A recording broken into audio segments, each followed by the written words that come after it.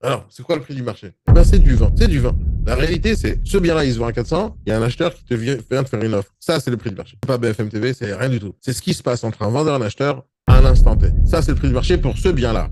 Au moment où tu as vendu le bien, le prix du marché a déjà changé. Donc, ce que tu pensais hier sur ton estimation de merde, ben, ça marche plus. Dès que tu as mis l'annonce, le marché change déjà.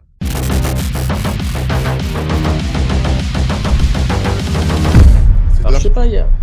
pas, on a un tas de communications là qui nous disent que c'est catastrophique dans l'immobilier. T'en penses quoi? Je l'ai dit, je crois que la dernière fois, je crois que tu m'as posé la question déjà la semaine dernière. Ça n'existe pas, ça. Quand il y a une augmentation du prix de l'essence, Oui. ou une baisse de quelque chose, qui va faire des manifestations? Est-ce que c'est les riches? Quand il y a une augmentation, comme la dernière fois, l'augmentation du prix de l'essence, qui est parti Ouais. faire des manifestations dans les rues? Est-ce que c'était les riches ou c'était les pauvres? Les pauvres, la classe moyenne, tu vois, ceux qui sont salariés, qui ont du mal à finir le mois.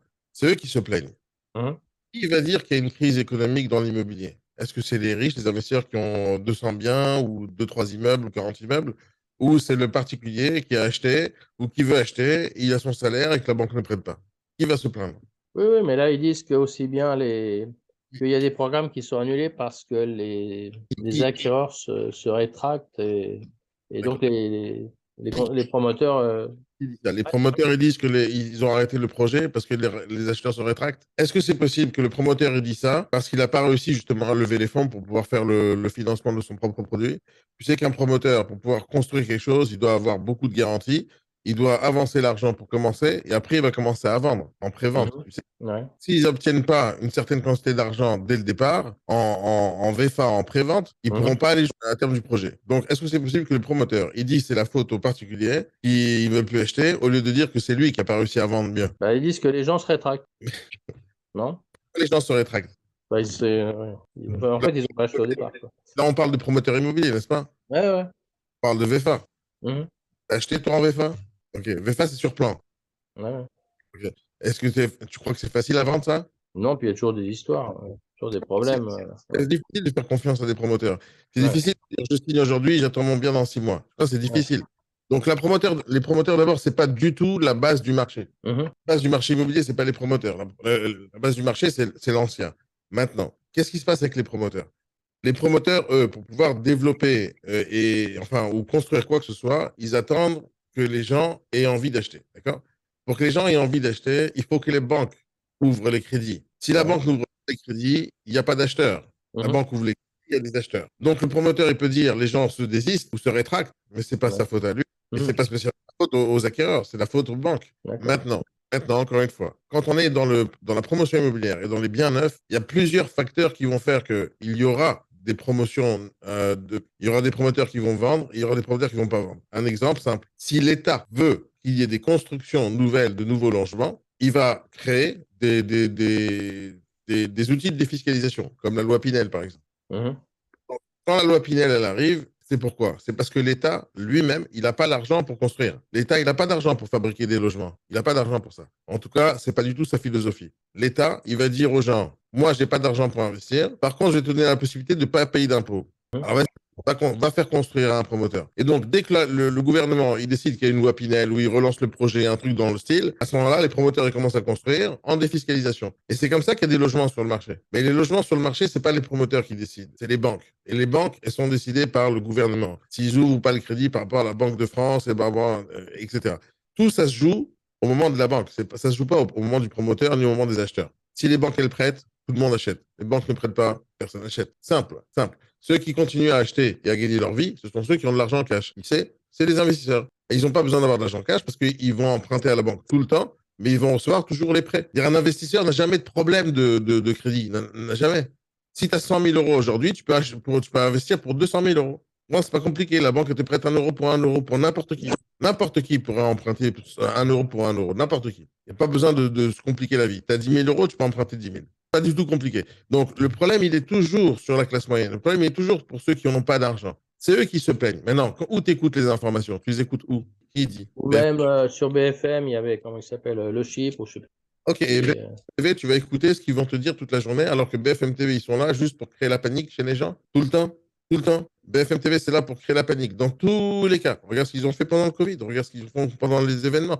ils sont toujours là en train de faire la panique, parce que c'est ça qui vend. Déjà, n'écoute pas BFM TV, ni maintenant, ni jamais. BFM TV, c'est pas du tout le reflet de la réalité.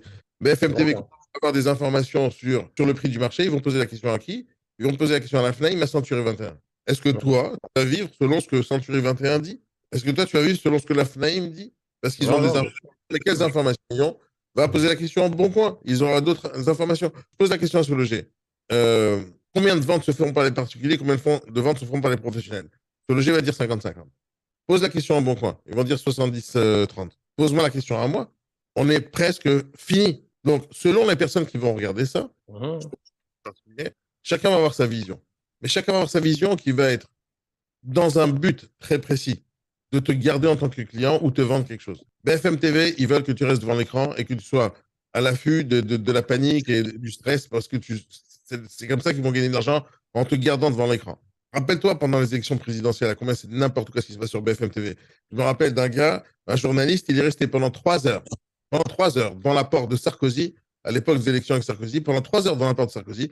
Toute la journée, BFM TV faisait prioritaire au direct, prioritaire au direct. À chaque fois, il vers ce journaliste. Et le journaliste, pendant 3 heures ou 4 heures, je ne me rappelle plus, longtemps, il disait dans cette porte, il y a Sarkozy qui va sortir. Et à chaque fois, on le renvoyait pour filmer la porte. Sarkozy va sortir d'ici. D'accord, on a compris. Montre-nous une fois la porte. Pourquoi pendant 3 heures 3 heures, il nous fait la même chose. Oui, il va sortir par là, il va sortir par là. Et à la fin, qu'est-ce qui se passe? Il n'est pas du tout sorti par là. Il est parti par l'autre côté parce qu'il s'en foutait. Là où il avait envie d'aller, tu comprends?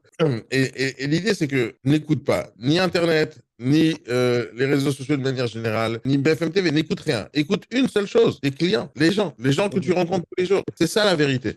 Imagine un truc comme ça, d'accord? Imagine. Il y a un mec, il vend son bien à 400 000 euros. D'accord, 400 000 euros. On va dire que son prix au mètre carré, c'est 6 800 euros. D'accord, de ce bien. 400 000 euros. Il prend le vendeur et tu vas dire bonjour, monsieur, est-ce qu'on peut travailler ensemble? Il te dit oui. Combien vous en voulez? 400 000. Tu fais le calcul. 6 800 euros le mètre carré. Le lendemain que tu as pris le mandat, à BFM TV, ils vont afficher le prix mètre carré dans la zone dans laquelle ils travaillent. Ils le font tout le temps, BFM TV. Ils le font tout le temps. Une fois par mois, une fois par semaine. À un moment donné, ils leur sortent ce chiffre-là. Les informations de la FNAIM, de trucs, de Century 21, de Orpi. Ils te sortent des chiffres des grands réseaux, hop, ils affichent. Maintenant, imagine le gars, tu as pris le mandat à 6 800 euros le mètre carré. BFM TV, elle arrive et elle commence à faire une annonce. Oui, alors aujourd'hui, le prix mètre carré dans le 12e à Paris ou à Paris de manière générale, c'est 5 654 euros le mètre carré.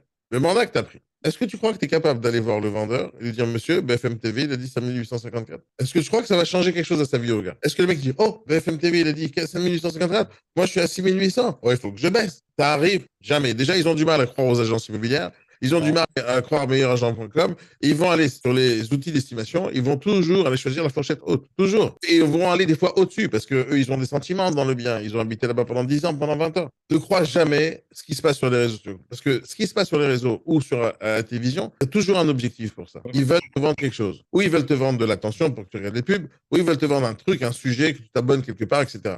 Ils veulent t'attraper avec un message important, puissant, qui va te faire peur. Et c'est comme ça que ça va marcher. Sinon, ça marchera pas, tu comprends? Sinon, les gens, ils bougent pas. Si tu leur dis comme ça, par exemple, j'ai envie de vendre une formation ou n'importe quelle conférence, et je leur dis, vous n'êtes pas obligé de passer cette formation parce qu'au final, ça ne va pas changer votre vie. Est-ce que je crois que les gens vont venir? Si je n'évoque pas qu'il y a un problème quelque part, ils ne vont jamais venir, tu comprends? Donc, n'écoute pas ce qui se passe parce que la réalité, elle est totalement différente de ce que quelqu'un pourrait mettre en statistique. L'autre, il pourrait mettre 6 800 euros le mètre carré sur son annonce et il va la vendre. Parce qu'il se trouve, il y a un acheteur qui va venir acheter. Alors, qu'est-ce qu'il va dire BFM TV? Je suis désolé pour Patrick, on avait dit 5008, il a vendu à 5008, on est désolé. Ils vont rien faire de ça, ils s'en foutent. Eux, ils balancent des infos. Est-ce que tu as déjà vu un journaliste, c'est BFM TV, professionnel de l'immobilier? Est-ce que tu as vu déjà un journaliste prendre un mandat et le mettre en pub sur ce loger? Tu as vu ces gens-là faire des visites à un acquéreur? Est-ce que tu as vu quoi que ce soit? Non, ces gens-là, ils répètent des choses qu'ils ont collectées.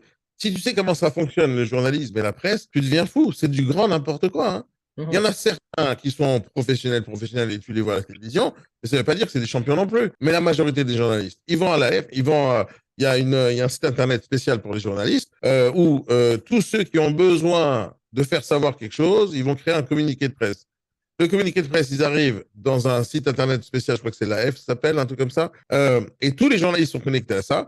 Et chacun, selon sa catégorie de journaliste, il va décider de prendre un sujet et en faire un sujet. Donc, par exemple, il y a sûrement un journaliste au Figaro spécialisé immobilier qui va regarder toutes les trucs et les nouveautés, les conférences de presse et les nouvelles choses qui sortent dans l'immobilier. Il va venir, il va faire un article, il va balancer la sauce. Mais est-ce que tu crois que le journaliste lui-même, est-ce qu'il sait de quoi il parle? J'ai fait une fois une conférence de presse. À l'époque, je voulais présenter le Mandao. J'ai eu une trentaine de journalistes en face de moi. Je t'assure qu'ils savent rien du tout de quoi ils parlent. J'avais les journalistes de Figaro en face. Ils comprennent rien. Ils ne comprennent rien à rien. Maintenant, ils sont gentils, ils font leur boulot. Mais leur boulot, c'est leur boulot. Leur boulot, c'est de vendre des journaux. Leur boulot, c'est de vendre de la publicité. Leur boulot, c'est d'amener quelqu'un quelque part qui regarde l'émission qu'ils sont en train de faire. C'est ça leur boulot. Donc, tu peux pas les croire, ces gens-là. Tu peux pas. Jamais. Jamais je me suis fié à une information de BFM TV concernant l'immobilier. Jamais je me fie à ça. Jamais, jamais, jamais. Quand quelqu'un te dit c'est la crise, moi je vois pas la crise. Je vois pas pourquoi il y a une crise. J'appelle quelqu'un, j'ai un acheteur, est-ce qu'on vend oui ou non? Ben, il n'y a pas de crise. Et donc, quand ils disent que les banques, justement, ont Mais les augmenté banques, énormément les taux, tout ça, c'est vrai ça. Mais ça, c'est une information. C'est une information.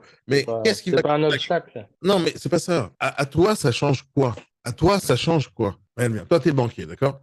Ouais. T'es banquier. Essaye juste de regarder la réalité en face, d'accord? Telle qu'elle se passe dans la tête de n'importe qui. La banque, c'est un business, ok? Quel est le business de la banque? Bah, tu dois poser de l'argent, normalement. Ok. Et c'est exactement ça le business. Donc la banque, elle sait faire une seule chose, créer de la dette. D'accord? C'est ça ce qu'elle fait. Donc elle te prête de l'argent qu'elle n'a pas. La banque n'a pas l'argent qu'elle te prête. Ouais. Elle écrit des chiffres sur son compte informatique, hop, et ça y est, tu as de l'argent. Maintenant, tu as l'argent pour acheter un bien. Mais le bien, tu vas l'acheter si c'est une bonne affaire. Est-ce que la banque, par exemple, si jamais tu viens avec un bien à 400 000 euros et que le prix du marché, selon meilleuragent.com, selon n'importe quelle estimation, que le prix de ce bien-là, c'est 300 000, est-ce que la banque va te prêter, à ton avis? Je me pose la question, justement, je sais pas. Elle te prêtera pas. Hein? Elle te prêtera pas. Attends, pas là-bas, c'est ça. Ouais, ils vont vérifier, eux. Ouais, c'est ça. Ouais. Ils sont obligés de vérifier. Si la banque ne vérifie pas, ce sont des abrutis finis, tu comprends? Ils ne peuvent pas, c'est impossible. Ils doivent vérifier le bien, ils doivent vérifier. Alors, tu dois venir avec un compromis. Hein. Ouais. Maintenant, tu viens avec un compromis à la banque. D'accord? Tu dis, voilà, j'ai acheté ça. La banque, la première chose qu'elle te dit, vous êtes fou, quoi. 6 800 euros le mètre carré pour un bien dans le 18e à Paris, mais ça va pas. Ils te montrent le prix du mètre carré. Eux, ils regardent, ils disent, putain, c'est 6 800, mais vous achetez un truc qui vaut 3 800, c'est pas possible. Et toi, tu viens avec un compromis. Maintenant, pourquoi la banque ne prêterait pas? Pourquoi? Quel est son problème? Pourquoi tu ne prêtes pas? Exactement. Ils veulent recevoir l'argent en retour, tu vois. Ils sont obligés. Et la banque, elle te prête pour que tu rembourses. Donc, si la banque, elle voit que tu achètes un truc surévalué, surestimé, trop cher, et que tu n'as aucune justification à ça, tu aurais pu lui dire, écoutez, de toutes les manières, c'est loué en Airbnb et je fais 10 fois plus d'argent que si j'ai truc. Donc, je pense que c'est une bonne affaire. Même ça, la banque, elle aurait peur. Parce qu'elle se dit, et si Airbnb, demain, c'est illégal, d'ailleurs, c'est le cas, tu ne peux pas louer tout au long de l'année. Il y a des choses que tu peux faire. Et donc, ils vont regarder un business plan. Donc, ils ne te considèrent plus comme un investissement immobilier, ils considèrent ça comme un business plan. Tu comprends? Donc, quand tu achètes un bien, tu prends un crédit immobilier, ça rentre dans un cadre. Un cadre, prix au mètre carré. Rentabilité. Simple. D'accord? Donc, les particuliers, ils achètent cher, mais ils n'achètent pas trop cher. 300 000, le particulier, il va le vendre à 310, 320, 330, tu vois, mais il ne va pas le vendre à 600 000. D'accord? Donc, il y aura une marge. Maintenant, la banque, elle ne te prêtera pas pour plusieurs raisons. D'abord, parce qu'elle n'est pas sûre que tu rembourses, parce que le marché peut se retourner, elle le sait bien, la banque. C'est eux qui ouvrent les robinets du crédit et ferment les robinets du crédit. Donc la banque, elle sait très bien que tu ne pourras pas rembourser, ou si demain il y a un petit coup de vent, tu es mort. Et donc, si tu es mort, et tu pourrais dire, oui, mais ils vont hypothéquer, ils vont récupérer l'argent. Oui, mais ça coûte des sous de récupérer un bien. Ils ne veulent pas rentrer là-dedans, les banques. Ils voudraient avoir l'argent tous les mois qui rentrent, et c'est ça leur meilleur business. Okay? Donc, si la banque, elle pense que tu ne vas pas rembourser, elle ne te prête pas. Donc, même si tu veux acheter, tu ne pourras pas acheter. Maintenant, imaginons le cas contraire. Les taux de crédit sont très, très hauts, où la banque ne veut pas prêter d'une manière générale. De manière générale, la banque ne veut pas prêter. Maintenant, toi, tu arrives avec un bien qui vaut 400 000 euros sur le marché, et c'est clair, tout le monde le sait. Et toi, tu arrives avec une affaire à 300 000. Est-ce que tu crois que la banque ne va pas te prêter? La banque, elle va te prêter. Parce que c'est une affaire. Et il n'y a aucun risque ou quasiment aucun risque. Et en plus, si tu montres que tu es un investisseur et que tu es affûté et que tu as l'habitude de faire ça, elle te prête. La banque, c'est un business. À partir du moment où ils savent que l'argent va rentrer, où ils savent que la personne qui est en face d'eux, c'est un professionnel, il n'y a aucun problème. Toute ma vie, ça fait 20 ans que je travaille avec des investisseurs marchands de biens, il n'y a aucun investisseur marchand de biens qui m'a dit j'ai un problème avec le financement. Personne. Ce qui se passe, c'est que des fois, ils sont surendettés. Ils ont trop acheté. Donc, ils doivent arbitrer et vendre quelque chose pour acheter autre chose. D'accord? Mais jamais la banque a refusé à un investisseur que je connais, avec qui je travaille, un crédit. Ça n'existe pas. Donc, qu'est-ce qui existe par contre? Qu'est-ce qui existe? C'est les particuliers. Qui, eux, ils sont au SMIC, qui, eux, ils sont en couple, ils sont mariés, divorcés, ils ont des problèmes, ils ont des enfants, ils ont 30% déjà de surendettement, le crédit de la voiture, le 7LM ici, le 7LM là, les études des enfants, etc. C'est eux qui ont des problèmes. Donc, écoute, quand on parle d'une crise, c'est jamais par rapport aux professionnels, c'est toujours par rapport aux particuliers. Toujours, toujours, toujours. Toujours par rapport à ceux qui galèrent. Toujours. C'est eux qui vont venir pleurnicher. Et c'est eux que ça vaut le coup de faire de l'information sur BFM TV parce que c'est eux qui regardent. Est-ce que tu t'es posé la question aujourd'hui, qui regarde BFM TV vraiment? Est-ce que tu t'es posé cette question? Qui regarde Non. BFM TV? Qui regarde koh Qui regarde toutes les émissions à la con et les séries? Qui regarde vraiment ces émissions-là aujourd'hui? Quand tu sais que TikTok, ça génère des milliards de vues chaque minute, quand tu sais que YouTube, c'est des milliards de vidéos tous les jours, à ton avis, qui regarde la télévision de nos jours? Quand tu sais qu'il y a Netflix, Prime Video, Canal+, et tous ces trucs-là en ligne pour regarder des films, qui regarde la télévision? Qui attend jusqu'à 20h pour regarder l'émission, le journal? Qui? À ton avis, c'est qui? C'est que les vieux. C'est que les gens comme toi, les gens comme moi, qui ont pris l'habitude à l'époque de regarder BFM TV, et aujourd'hui, ils aiment bien encore BFM TV. Moi, de temps en temps, je sais pas, moi, ça fait peut-être 1 an, je regarde plus comme... C'est-à-dire, à une époque, tous les matins, j'étais sur BFM TV à 8h30, j'écoutais dans l'oreillette Jean-Jacques Bourdin. Aujourd'hui, je le fais plus. Je m'en fous total, j'écoute plus. Je n'écoute plus. Toutes les informations que je veux, je les ai sur Google, je les ai sur les réseaux sociaux, si ça m'intéresse. Mais qui regarde? C'est que les vieux, mon cher ami, que les vieux. Donc, qui sont intéressés par la crise, par la crise? C'est ceux qui ont la télévision comme seul outil de communication. Aujourd'hui, c'est fini, il n'y a plus ça. Aujourd'hui, quand il y a un attentat ou n'importe quel truc très grave, tu reçois tout de suite un message sur WhatsApp de quelqu'un. Tu es informé avant tout le monde de ce qui se passe. Donc, les banques sont au courant de tout ce qui se passe. Ils savent exactement ce qui se passe. Eux, ils sont là pour faire des affaires. Donc, toi, tu dois être hermétique à ça. Et non seulement tu dois être hermétique à tout ce qui se passe sur les réseaux sociaux, sur la presse, parce que tu sais que leur but, il est simple, c'est de te vendre un journal ou te vendre de l'attention, d'attraper ton attention pour que tu regardes des pubs. Il faut que tu le comprennes, ça. C'est que les gens, un journal ou BFM TV, ton seul et unique objectif, c'est que tu viennes écouter ce qu'ils ont à dire. Comprends ça. Si tu comprends ça, tu comprends que leur vision, elle est biaisée. Leur vision, elle a un seul et unique objectif, c'est de te vendre quelque chose. Que ce soit de la publicité, que ce soit un produit qui vient en publicité, ou que ce soit le fait que tu restes encore pour une autre émission, pour que tu puisses voir encore plus de pubs. C'est ça le modèle économique. Donc, est-ce que tu peux croire quelqu'un qui, pour seul objectif, te vend un truc? Non, tu ne peux pas les croire. Ni maintenant, ni jamais. Alors, tu peux prendre comme ça, comme base, comme état d'esprit global, comme ce que tu veux. Mais toi, peu importe ce que l'État BFM TV dit, à combien BFM TV dit c'est la crise, toi tu vas dire non, c'est le meilleur moment pour vendre ou c'est le meilleur moment pour acheter. De toutes les manières, peu importe ce que tu dis, les gens ne savent pas la vérité. Personne ne connaît la vérité. Pourquoi personne ne connaît la vérité? Est-ce que quelqu'un, toi par exemple, tu as rencontré tous les vendeurs de ce quartier-là aujourd'hui pour leur poser la question, alors vous en êtes où aujourd'hui? Est-ce que tu as posé la question à tous les acheteurs du marché? Alors, vous en êtes où? Vous avez vérifié avec la banque? Tu n'as pas toutes les informations, ni toi ni moi. Personne n'a toutes les informations du marché. Est-ce que BFM TV a toutes les informations du marché? Est-ce que Century 25, quand tu donne des chiffres à BFM TV, il a les informations que toi, tu as collectées toute la journée d'hier? Personne n'a toutes les informations du marché. Personne. Et donc, comme personne ne les a, tout le monde invente des trucs. Maintenant, qu'est-ce que les gens vont devoir inventer pour pouvoir attirer les gens sur leur site internet, sur leur blog, sur leurs vidéos? Ils vont raconter des choses qui font peur ou qui font rire, mais jamais la vérité, tu comprends? Si jamais tu disais au marché immobilier français, tout va bien, les amis, vous pouvez investir, tout va bien, tout le monde va courir dans l'investissement.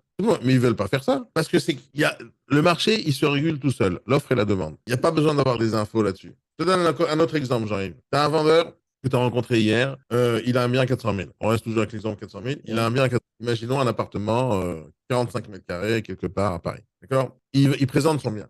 Au moment où toi, tu vas voir le mandat, tu regardes sur le bon coin et tu vois qu'il y a 5 biens qui ressemblent exactement à ça, au même bien que tu as pris sous mandat. Il y en a 5 qui ressemblent.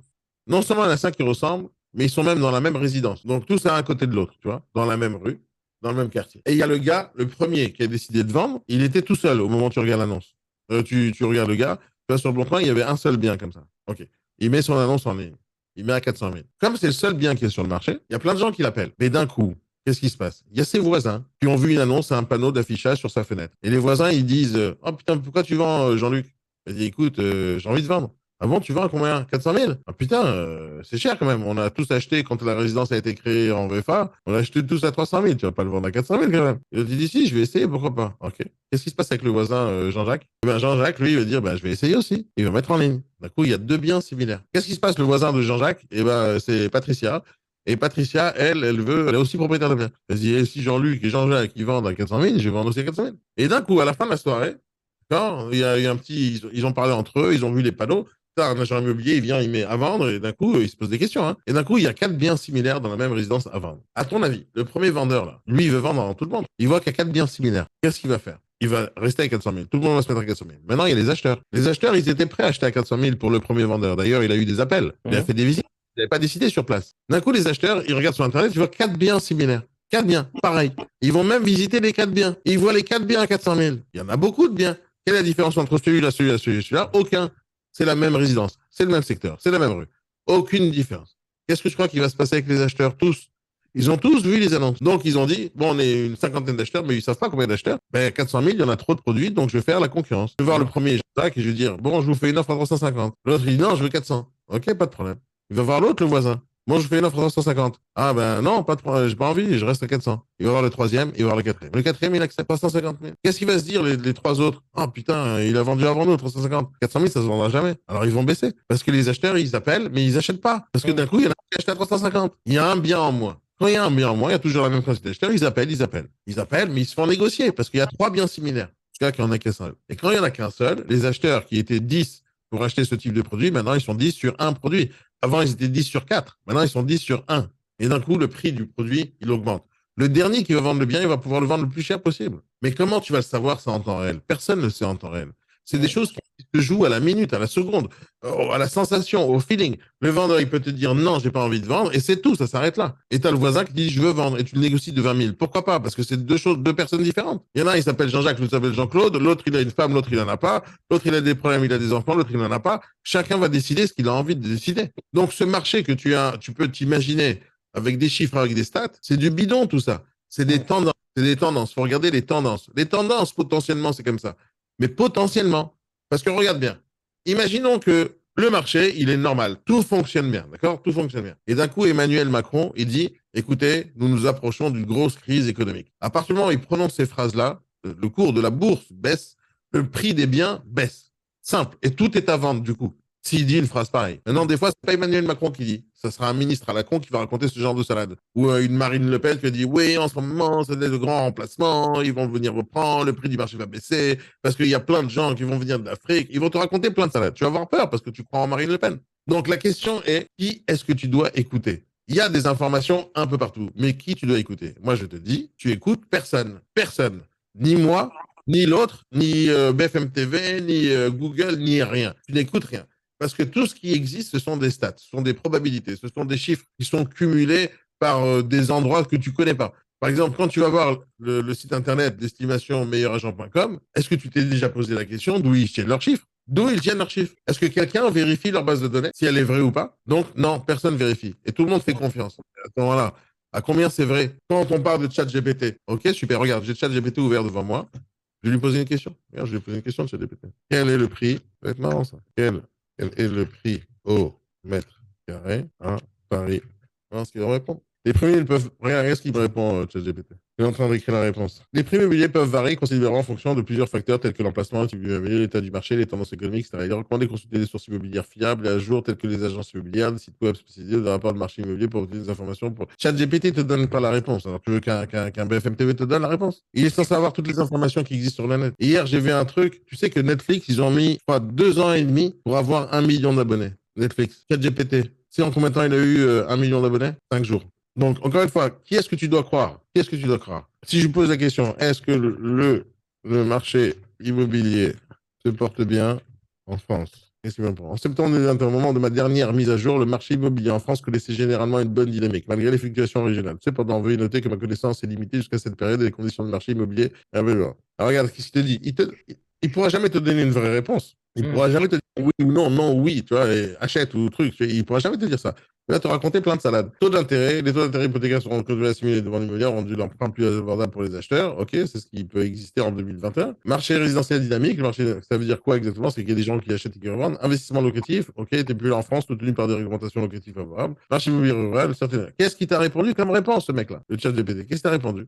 Du vin. Il te répond une réponse que BFM TV pourrait te répondre. C'est-à-dire là, je peux en faire un article de ce truc-là.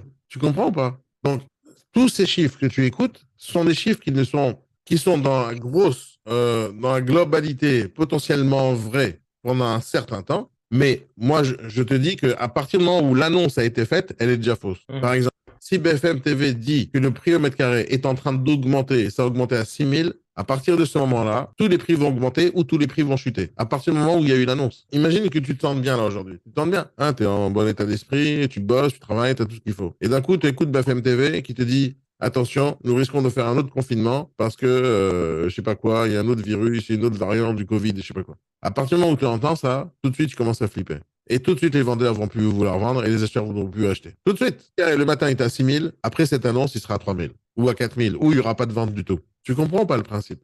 Ou il y aura plein de gens qui vont paniquer, ils vont vendre. Tout est possible, tu vois, mais on ne sait pas ce qui va se passer. Mais à partir du moment où il y a eu l'annonce, c'est déjà fini. L'information qui était là juste avant, elle est obsolète. Il faut juste comprendre que le marché, il bouge dans tous les sens, dans un rythme que tu ne contrôles pas, que tu ne connais pas et que personne ne sait exactement ce qui s'y passe. Personne n'a l'information globale sur tout ce qui se passe à l'instant T. Peut-être que dans 10 ans, 20 ans, quand tout sera sur le blockchain ou quand il y aura plein de trucs informatisés encore plus qu'aujourd'hui, peut-être dans 10 ans, 20 ans, 30 ans, on aura des informations pareilles. On aura des informations super ultra réalistes, peut-être. Et je ne suis pas certain non plus que ça va être fixé. Ça sera toujours le jeu de l'offre et la demande, toujours. Peu importe ce qui se passe. C'est enregistré, je voudrais bien ressortir ça dans 20 ans, 30 ans ou dans 1 million d'années. Dans 1 million d'années, quoi qu'il arrive, il y aura toujours le principe de l'offre et la demande. Toujours, toujours, toujours, toujours. Ça a toujours existé depuis que la planète existe et ça existera jusqu'à la fin du monde. Tout le temps, tout le temps. À l'époque, c'était l'homme de Cro-Magnon, il voulait une grotte et il y a des gens qui voulaient la grotte aussi, ils se battaient, ils se tuaient, ils se tuaient. Maintenant, quand personne veut la grotte, ben, il est tout seul, il est libre. Quand tout le monde veut la grotte, c'est la guerre. Alors, c'est pas la grotte, c'est un territoire. C'est pas un territoire, c'est un puits d'eau. C'est pas un puits d'eau, c'est un cheval. Tout le monde va avoir plus. Maintenant, quand quelqu'un a pris toute la marchandise, tous les moutons qui existent, eh ben, c'est lui le plus riche du secteur, parce que c'est lui qui décide le prix du marché des moutons. Ça a toujours existé comme ça. Aujourd'hui, tu cherches une nana sur une application de rencontre. S'il y a 1 million de mecs, ben la nana, elle sera parmi 1 million. Si t'es le seul mec sur la planète, t'es sûr de sortir avec une nana demain. Tout dépend de ce qui se passe sur le marché. Et le marché, il change tout le temps, tout le temps, tout le temps, tout le temps, tout le temps. À nous d'être toujours à l'affût de ce qui se passe, pas de ce qui se dit. Parce que, donc, que ce soit en bourse ou dans l'immobilier, les annonces, elles sont très importantes. Si quelqu'un annonce que ça va se passer comme ça, l'annonce, elle est déjà en train de changer le marché.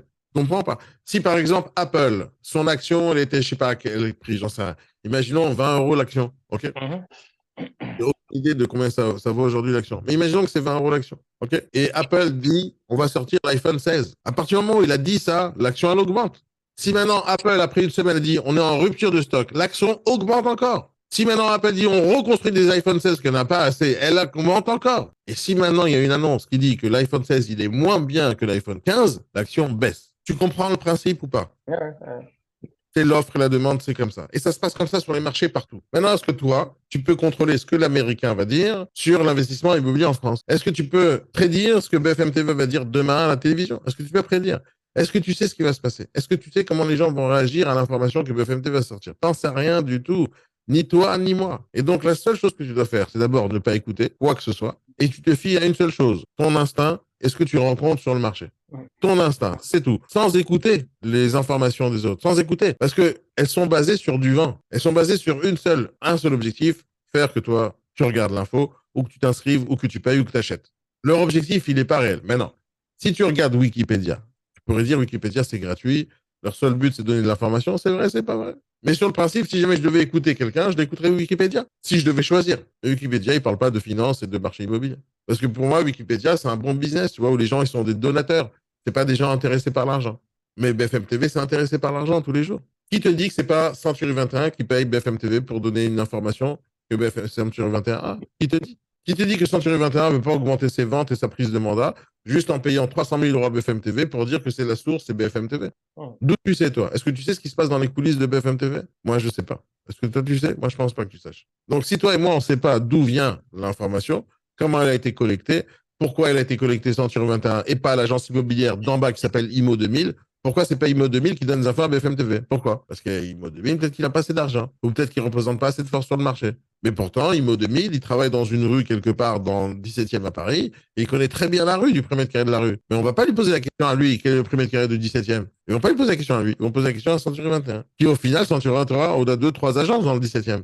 Même s'ils ont un réseau avec plein d'agences. Au final, dans le 17e, ils n'ont pas beaucoup d'agences. Donc, quelle est la différence entre l'information de BFM, de IMO 2000 et Century 21? Ben, c'est la même info. Normalement, c'est la même. Mais regarde bien. Moi, je te conseille de faire un petit exercice comme ça, j'arrive. Tu vas prendre 5 sites d'estimation immobilière et tu vas imaginer un bien que tu as eu en mandat, par exemple. Et tu vas le mettre dans 3 sites d'estimation immobilière. Regarde ce que les agents immobiliers vont te proposer comme prix. Et tu vas voir que tout le monde te propose n'importe quel autre prix. C'est jamais le même. Jamais le même prix, sauf si tu utilises le même site internet. Et encore, si tu ne mets pas toutes les mêmes informations que toi t'as mis, tu auras un prix différent. Donc si sur le même bien, tu peux avoir 3 prix différents, qui a raison? Qui a raison? La banque, FMTV, Century 21, aussi d'estimation, l'agent immobilier, ou la seule et unique personne qui pourrait exister sur le marché qui a raison, c'est l'acheteur de ce bien-là. Tu peux vouloir vendre à 400 000. Si moi, l'acheteur, j'ai pas les 400 000 et je te fais une offre à 350, le prix du marché, ça commence à devenir 350, pas 400.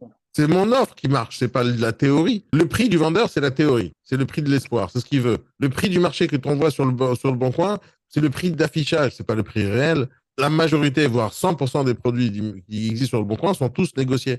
Est-ce que tu connais les prix négociés? Est-ce que tu connais les prix de toutes les offres qui sont affichées? Ce que je dis très souvent, c'est que un bien immobilier, il a plusieurs prix. Viens, on va faire la liste de tous les prix qu'un bien immobilier pourrait avoir. Il a plusieurs prix. Donc, il y a le premier prix, c'est lequel? Donc, c'est le prix que le vendeur veut. D'accord? Ça, c'est ce que le vendeur veut. Moi, je l'appelle le prix de l'espoir. C'est ce qu'il espère recevoir. D'accord? Prix de l'espoir. Le deuxième prix, c'est quoi? Ça, c'est ce qu'il voulait. J'en voulais 400 000. Il a mis l'annonce. À un moment donné, il parle à sa femme. Il dit non, mais ça ne se vendra jamais à 400 000. Ou non, j'en veux 400 000. Après, donc, il y a le prix de l'annonce. Le prix de l'annonce. Parce qu'il a beau vouloir 400 000, mais à un moment donné, peut-être 400 000, il n'a pas mis vraiment sur le bon coin. Peut-être qu'il a mis 420. Il met 430. D'accord? Peut-être qu'il en veut 400 000, alors il sait 420, 430. Donc, ça, c'est le prix de l'annonce. Après, tu as un autre prix. D'accord? Donc, celui, par exemple, d'une agence immobilière qui a fait une estimation. Désolé, c'est difficile d'écrire avec une souris. Après, tu as le prix de l'offre, une fois qu'il y a une visite. Après, tu as le prix négocié, donc conclu. Et après, le sixième prix, le prix de vente chez le notaire. OK? Parce qu'il y a la commission d'agence, il y a les frais de notaire, etc. Donc, ce produit-là, n'importe quel produit, il a six prix. Six prix. De quel prix? Quand on est sur un BFM TV au prix de mètre carré, de quel prix il parle? Celui-là, celui-là, celui-là, celui-là, celui-là, celui-là. De quel il parle? Tu sais, toi? Moi, je sais pas non plus. Tu te fies à quoi? Quand tu peux te fier à rien, ben, tu te fies à rien. Quand les gens, ils sont stressés, c'est bien pour toi. Quand les gens, ils sont contents, c'est bien pour toi. Quand les gens, ils sont stressés, merde, c'est la crise, etc. Ben, alors vendez, monsieur. Récupérez les sous. Quand les gens, ils sont euphoriques, ben, super, alors achetez. Si tu travailles avec les particuliers, il y aura toujours des limites. Le particulier, il arrive en bout de course, tu comprends? Regarde, je te remontre, je te refais un autre dessin. Un bien immobilier, le chemin d'un bien immobilier. Un, il doit être construit. Il faut le fabriquer le bien. En premier d'un bien, il y a la promotion immobilière. Promotion. Alors, juste avant, hein, j'ai pas envie de me prendre la tête avec ça, mais juste avant, on va dire étape zéro, il y a le terrain. Ok? Il faut acheter un terrain. Après, tu as la promotion immobilière, donc le promoteur. Le promoteur, il va vendre en VFA. Ok? Il va vendre en VFA. À un moment donné, il y a quelqu'un qui achète. Ça peut être ou un particulier qui achète, ou un investisseur qui achète. À un moment donné, le particulier, il revend. D'un coup, ça devient de l'ancien. Il a revendu. Il a revendu à quelqu'un. Ce quelqu'un, d'accord, c'est un particulier qui a acheté, ou un investisseur, peu importe, il achète. Il va habiter là-bas. Ok? Le prix du marché va augmenter. Il va revendre. Maintenant, le prix, il a augmenté au fur et à mesure du temps. Le promoteur, lui, avait vendu à 300 000. Après, il a vendu en VFA pas cher. Après, il y a quelqu'un, un investisseur, il a acheté pendant 9 ans. Il est sorti de sa loi Pinel, etc. Et là, il revend. Il revend un peu plus cher. Après, l'autre, il revend encore un peu plus cher. Il a acheté. Mais à un moment donné, ce bien-là, il est arrivé au summum du prix. Qu'est-ce qui se passe? Il y a sûrement quelqu'un sur le chemin ou qui va dire je revends, mais il ne trouvera pas d'acheteur, ou il ne peut plus payer son crédit. Il va se retrouver aux enchères en hypothèque. Okay? Ou il va habiter là-bas pendant 30 ans. Et ce bien ne le retrouvera jamais sur le marché. Mais quand tu regardes sur le chemin, sur le chemin, il y a toujours ici des investisseurs ou des marchands de biens. Je les appelle IMB. D'accord? Les investisseurs et les marchands de biens. Les investisseurs et les marchands de biens, quand ils achètent pas cher pour revendre cher. C'est leur business. Ou ils achètent pour louer. D'accord? C'est leur business. Quand tu as un investisseur qui a acheté ici au départ en loi Pinel ou en VFA ou ce que tu veux, il a acheté et qui va revendre, il va revendre automatiquement plus cher. Si c'est un autre investisseur qui achète, il va acheter pas cher, il va revendre cher. Et ça va s'échanger parmi les investisseurs marchands de biens tant que le prix au mètre carré, il sera pas cher. À un moment donné, on arrive à un plafond. Ce plafond-là, les investisseurs n'achètent plus. Qui c'est qui achète? Ben, c'est les particuliers. C'est les particuliers qui achètent. On va essayer de faire la comparaison avec les fringues. Quand tu achètes un jean aujourd'hui dans une boutique, le jean que tu as acheté dans une boutique, est-ce que tu crois qu'il sort de l'usine ou il sort d'un autre endroit? Quand tu vas dans une boutique de fringues, pour que le jean arrive chez toi, n'importe quel jean ou des paires de chaussures ou des ceintures, ce que tu veux, il a fallu qu'il se passe plein de trucs. D'abord, il fallait le fabriquer, ce jean. Donc déjà, tu as un fabricant. Ça se trouve, il est en Chine, il est au Japon, il est en Taïwan. Ok? La boutique là, que tu vois dans un centre commercial, elle a aucune connaissance qui est le fabricant. Elle ne sait pas qui est le fabricant. Elle a pas de contact avec eux.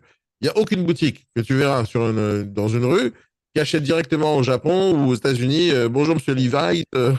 Bonjour, monsieur Diesel. Je voudrais acheter vos jeans. Ça n'existe pas comme ça. Ça ne marche pas. Donc, tu as le fabricant. D'accord? C'est une usine quelque part en Chine, quelque part au Japon, quelque part aux États-Unis, quelque part en Guadeloupe. J'en sais. Il fabrique. Ce fabricant-là, il va revendre à des grossistes. Tu as le fabricant qui va donner à des grossistes. Les grossistes, ils achètent beaucoup de marchandises. Alors, les grossistes, ça peut être un grossiste qui va acheter et qui va revendre, comme ça peut être une grande surface, Carrefour, Auchan, etc. Bon, ça dépend quel produit, quelle marchandise. Mais en gros, tu as un grossiste. Le grossiste, lui, il va avoir une série de revendeurs. Le grossiste, lui, il n'a pas de boutique, en général. Le grossiste, il est là pour acheter, mobiliser de l'argent et de la trésorerie. Il va donner ça, il va revendre ça à des boutiques. Un grossiste peut vendre à Carrefour des grosses quantités de marchandises, donc ça va être bien négocié, ou il va revendre à des petits magasins. Mais des fois, les gros grossistes ne travaillent pas avec les petits magasins. Donc, ils vont travailler avec d'autres revendeurs qui vont, eux, travailler avec des petits magasins. C'est-à-dire qu'à chaque fois qu'il y aura une étape, à chaque fois, il y aura quelqu'un qui va prendre une marge, une marge, une marge. Donc, le jean, au départ, il était à 20 euros. D'un coup, il va se revendre à l'autre à 25, il va se revendre à l'autre à 30, il va se revendre à l'autre à 50. Et à la fin, qui c'est qui va acheter le jean le plus cher à 80 euros? Ben, c'est le particulier. Le particulier, il rentre dans le centre commercial, il prend le jean à 80 euros. Et après, il se dit, oh, c'est pas cher 80 euros par rapport à l'autre qui vaut 150. Et il est content d'avoir fait une bonne affaire à 80. Mais est-ce que ce particulier, il aurait pu l'acheter à 20 euros le jean? Il n'aurait jamais pu. Pas possible. Il ne peut pas aller voir le fabricant en Chine. Bonjour, monsieur, le fabricant chinois. Je voudrais un jean. On ne vend pas. Le fabricant chinois, il ne vend pas à l'unité, tu vois. Il vend par tonne ou par quantité ou par million. Tu comprends? Donc, toujours, il y a le fabricant, le créateur, ce que tu veux, qui va revendre. Il y aura une chaîne de valeur. Il y aura des gens sur le chemin qui vont prendre une marge, prendre une marge, prendre une marge. Et qui, peut-être sur le chemin, il y en a un qui va faire la pub. Par exemple, quand Diesel, il veut fabriquer un jean, il va dire au fabricant, tu me fabriques ça, comme ci, comme ça, comme ça, comme ça. Et lui, il va commencer à mettre de l'argent sur le marketing pour que les gens aient envie d'acheter ce jean. Donc, sur le chemin, il y a plein de gens qui vont rajouter de la valeur au produit. Quelque chose qui coûte 10 euros va se retrouver sur l'étagère à 120 euros. Tu comprends ou pas? Ouais. Et c'est la même chose pour tous les produits qui existent sur le marché, y compris les biens immobiliers. Ils ont tous été fabriqués quelque part. Et sur le chemin, il y a quelqu'un qui a pris une marge, une marge, une marge, une marge, une marge, une marge. À un moment donné, tu arrives à 400 000. Mais est-ce que c'est le prix du bien réel? Non. Si c'est toi le fabricant du produit, donc tes promoteurs, ça ne te coûte pas 400 000 euros un bien. Ça ne te coûte pas 400 000. Parce que c'est toi qui as la main-d'œuvre, c'est toi qui as le matériau, c'est toi qui as le terrain. Ça te coûte beaucoup moins cher. Un produit qui te vendrait à 400 000 chez un particulier, et il a sûrement coûté 100 000 euros. Mais sur le chemin, sur les années, etc., ça a pris de la valeur. Mais c'est normal. Il n'y a rien de spécial à ça. Il n'y a pas d'arnaque sur le sujet. C'est juste des gens qui vont rajouter de la valeur, une commission. Les prix du marché peuvent augmenter à cause des agences immobilières, sur le principe. Si à chaque fois, même bien a été vendu 5 fois sur 10 ans, d'accord, ou sur 5 ans, peu importe, et à chaque fois, il y a une agence immobilière qui a pris 10 000. Donc le prix du bien, c'était 300 000, 310. D'un coup, c'est 310, hop, on va le revendre à 320, 330, 340, 350. À chaque fois, c'est 10 000 euros de plus de commission. Le produit, il n'a pas pris 1 mètre carré de plus. Et pourtant, le bien a augmenté sa valeur. Parce qu'il y a de la demande, il n'y a pas de demande, il y a de l'offre, il n'y a pas de l'offre, il y a des crédits, il n'y a pas de crédit. Les choses changent tout le temps. Tu comprends ce que je t'ai dit? Donc, comme tu ne peux pas savoir à quel prix va se vendre le jean demain, parce que tu ne sais pas combien d'acheteurs sur le marché, tu ne sais pas quels sont les fabricants nouveaux qui sont arrivés sur le marché, tu n'en sais rien du tout. Donc, tu ne peux pas te fier là-dessus. Tu inventes un jean et tu dis, voilà, ce jean-là, je pense qu'il peut se vendre à 80. C'est où il y a un marché, où il n'y en a pas.